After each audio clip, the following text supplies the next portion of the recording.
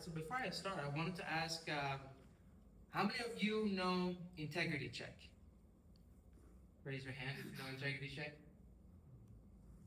Everyone? Okay. All right. Well, but how many of you think that integrity check is actually important? 2, 3. Okay. So I hope that by the end of this presentation, you feel that integrity check is important and recognize that what we have done reduces the overhead for integrity check. But let's just go over a simple example. Let's say we have a diabetic patient and the diabetic patient has a sensor that reports the glucose level to their phone. And let's say the person's glucose level is 120, and 120 is like safe and normal. But we have an attacker that wants to kill that person. So instead of 120, it modifies that message and transmit 400 to the phone. So what happens is that the patient thinks that this glucose level is high and tries to inject insulin. In that case, while his glucose level is normal, his blood sugar level drops and it could be catastrophic for him. So integrity check matters. But are there real world situations? Well, Michael Ryder, one of the award winner today, gave a speech, but he published a paper on criticality of integrity check for 5G. There has been a lot of attacks on 5G and cellular networks where integrity check was not implemented to just save overhead and computational cost. However, it's very important. Other example is a presentation in Black Hat on 2022 where they've used multiple vulnerabilities, but one of them was a bad implementation of integrity check where they just threw away a big portion of the HMAC and they could just like easily get access to a secure building where they used the HID and NFC tags to get it. And the more sophisticated one was a drone, a US drone that was captured by Iran in 2011. So what happened there was this drone was jammed, so the communication to this GPS satellite was gone, and the communication to the home base, which was somewhere in Afghanistan, was cut off. And the Iranian military sent false GPS spoofed information to the drone and made the drone think that the home base is somewhere inside the Iran territory. And so the drone just landed back there because the connection was gone with the home-based ground station. So if integrity check was correctly implemented, none of these would have happened. But how the integrity check is implemented? So when you want to send a message, let's say the glucose level, it's 120, you append a small bit stream, we call it tag or MAC, and that includes some sort of zeros and ones, which is generated based on a key that is exchanged, usually based on a secret key that is exchanged between the two nodes. But the problem is, like here, if you look at the message is very short. For instance, 120. But to send a MAC, we at least need 128 bits or something like that, which is, as you can think of it, inefficient. And it's been also computationally hard for the sensors that you have on your body because they have battery constraint. So one solution is to just truncate the whole tag and just keep maybe a small portion. And in that way, you send fewer bits, you save some time and computation and energy. And maybe not a lot of computation, but more of like energy that you spend to transmit the message. All right, the other solution, which is a bit more interesting, is to aggregate or compound, which are relatively the same terms, but could be technically a little bit different, to aggregate multiple messages and make a bigger message and then send one tag for the whole group. But there's a problem with this. The problem is now to verify that tag and these messages, you need all these 3 messages and the tag itself. So let's look at this example. We are sending 12 messages, and using the previous scheme, we are going to send 4 tags. Every 3rd message has 1 tag. Now, let's consider the case where message 6 is missing or is modified. Let's consider a wireless communication where there's a lossy channel and then something happens and message 6 is not correctly received. What is going to happen is now we don't know what to do with M4 and M5 because now the tag 2 depends on M4, M5, and M6, but M6 is missing. In this case, we call the tag 2 useless because it's not useful anymore. And M4 and M5, you might eventually have to just throw it away. So one interesting solution that we thought of is that what if we arrange the messages in an N by M grid, that's shown over there, and we have one tag or 1 mag for the whole row, for each row, and 1 tag for each column. In this case, if one of the messages is lost, then you can somehow get away with verifying the rest of the messages. This example shows the 1D mag, as we call, where M10 is lost, and you can see that M2 and M6, you might have to just salvage it or throw them away. However, in the 2D mag, if M10 is lost, you can verify M6 and M2 using the row tags of R1 and R2. And then table up there compares which by the different sizes of M by N arrangement, how many tags each scheme requires. All right, but now the question that this research is trying to answer is, what if we, instead of having a 2D MAC assignment, what if we have ND MAC assignment? What if we assign different tags to different messages in a more sophisticated way? Would there be a better way of doing this? And just before going there, I want to go over the ProMAC framework, where in this paper they proved the security of such a scheme where you can consider of the system where it has 2 parts, the message stream and the system,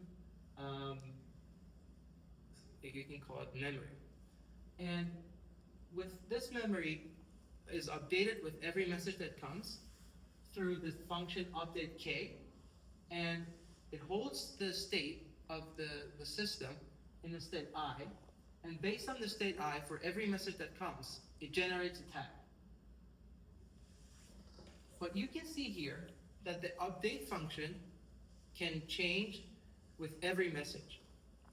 And the sign function also can change with every message. So the sign function generates the tag, can change with every message. The update function can change with every message. This paper, though, introduces the framework and proves that it's secure to design an integrity check system based on this framework. However, they didn't mention what is the best update function and what is the best sign function. So overall, based on the background, we saw that the traditional MAC has high security, but it has high overhead and the flexibility is low.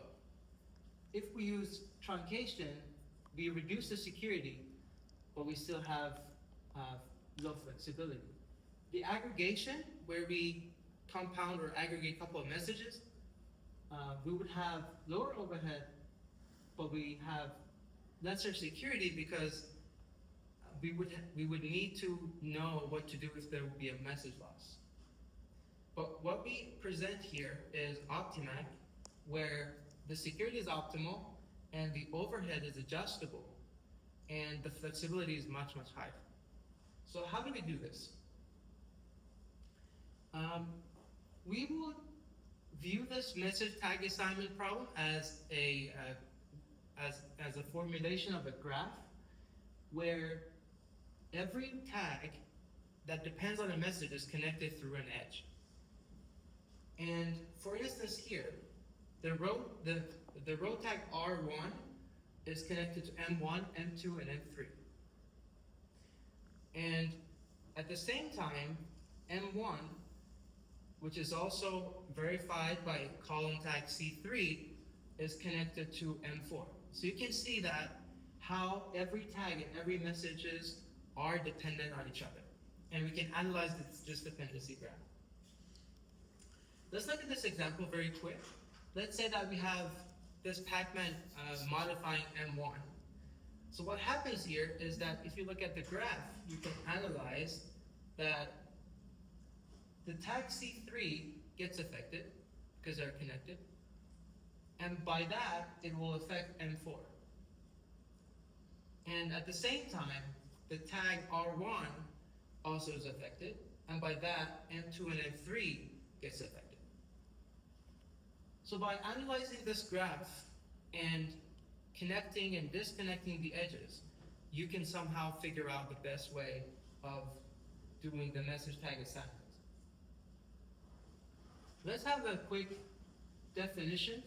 So we define a usable tag as a tag that itself and all the dependence messages are correctly received and not modified. And also, we have probability of a tag being usable, and that would be defined as the probability that the message itself, all of the dependent messages, and the tag are verified or are correctly received. And we also want to define a security level. So when you look at this graph here, you can see that a message can be verified by multiple tags. So for instance, message M1 is verified by R1 and C3. So that means there will be two tags verifying the message 1. And if each tag has 128 bits, overall the message 1 will be verified with 256 bits. And security level means that if a message has to be verified by 256 bits, then you would have to have 2 tags of 128 bits that overall would become 256 and verify message. So that means that you can have the smaller tags verifying more and more messages, and that will increase the security level of a message. Another useful way of representing a graph is a matrix. So we also define or present dependency matrix where the messages are the rows and the columns are the tags. And if there is an edge between a message and a tag, we have a 1, and if not, we have a 0. And you can see that we would be able to have any arbitrary different dimensions of messages and tags if we use this representation of matrix and dependency graphs. All right, so now we define this dependency graph, and what we want to do is that we want to maximize the number of usable tags. The usable tags, again, are the tags that itself and all the messages are arrived. So we want to maximize the expected number of usable tags for each message so that we are sure that the message is verified and meet the security level. And I've collaborated with my friends in industrial engineering departments where they used MILP as in for mixed integer linear programming, and they formulated this problem for me. So I don't have a lot of knowledge in this area, but I can somehow explain this, that this is a formulation that ensures that all the messages gets the same priority and the same amount of usable tags, and also it ensures that every message at least gets 1 tag assigned to it. But overall, by using the milk, we can maximize the expected number of usable tags, given the two parameters of what is the likelihood that a message is lost, and what are the dimensions, how many messages or tags we want to use. So these are the two examples. So we gave that optimization model the parameters of 25 messages and 15 tags, and we have that optimized for attack probability for this instance is 10%. So if there are 10% attack probability on messages, then this is the most optimum way of how you want to assign the messages to tags. So yellow is 1 and purple is 0. And there goes the same for that one. So after having this, we can run a theoretical analysis of latency. So you can see that, for instance, for message 0, the latency would be almost 0. But for some other messages, let's say message 12, where there are 2 yellow squares on it, the message has to wait for all these tags to arrive. So basically, we can define latency as if the message has to wait for other messages to arrive before it can be verified, then that will increase the latency. And how that compares to traditional MAC, where the tag itself is right after the message.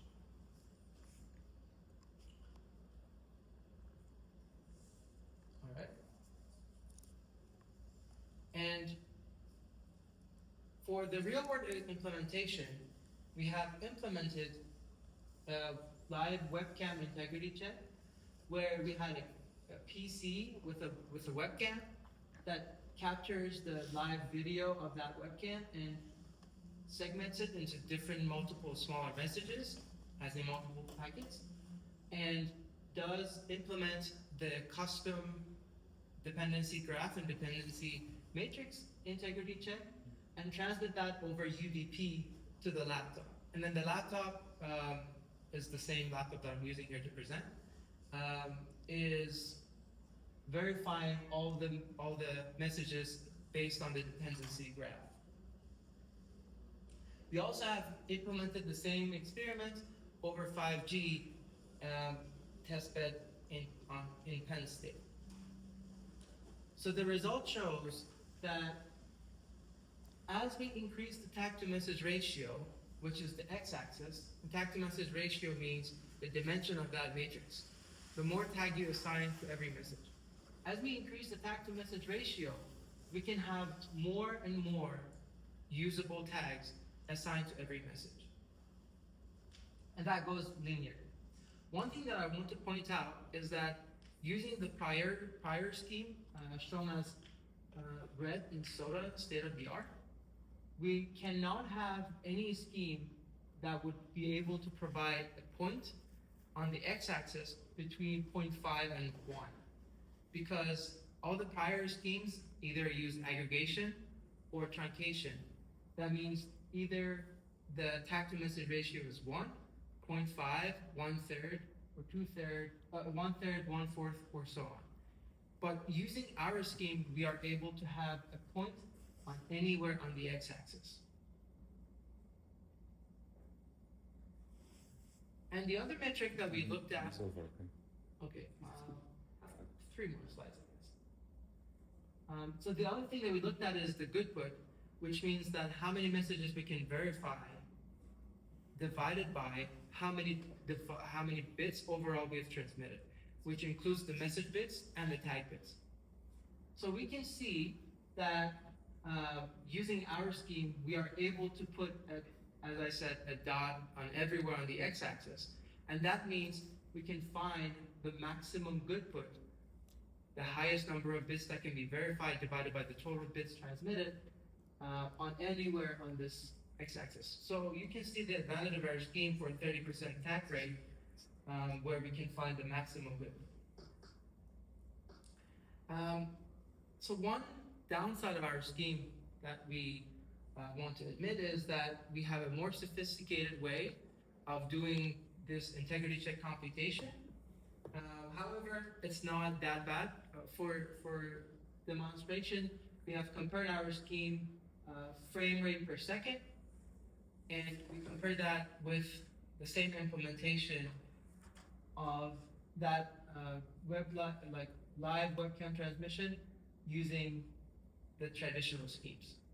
So you can see that using traditional schemes, we were able to get 11 frames per second, but our proposed scheme, OptiMAC, can go to 9, 8, or something similar. And obviously, for when the attack rate is much higher, 30%, there will be lower frame rate per second, but we are still comparable. So to conclude, I would say that integrity check is pretty critical for multiple applications. The overhead has been always a burden, which caused the integrity check not to be implemented or poorly implemented in most of the applications. And therefore, we propose the OptiMAC, where it formulates the MAC aggregation as a dependency graph and solves and find the optimum message to tag assignment using mixed integer linear programming. And we also demonstrated a real-world webcam live transmission using this OptiMAC framework, and we validated it both on Wi-Fi and 5G. So for future work, I think we would want to look at how we can optimize that message to tag assignment, not only to maximize the expected latency, but also expected usability of tag, but also reducing the latency at the same time. And we also want to be able to have the tag length, which is corresponding to the security level, and include that also in the optimization model. And that QR code over there is also for the artifact if you want to take a look at the codes. And last but not least, I want to thank all the collaborators from Iowa State, Penn State, and University of Paris. With that, I will take any questions.